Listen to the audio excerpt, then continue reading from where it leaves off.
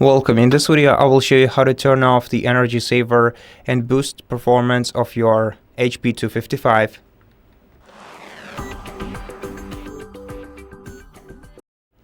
To do so, we first have to click these three icons on the taskbar to open the control center, then click the battery icon right here.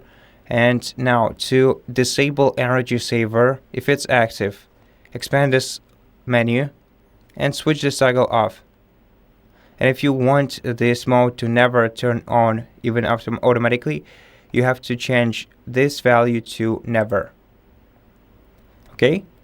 And if you want to furthermore increase your device's productivity, you have to change the power mode for your current device's state to best performance in the power mode section.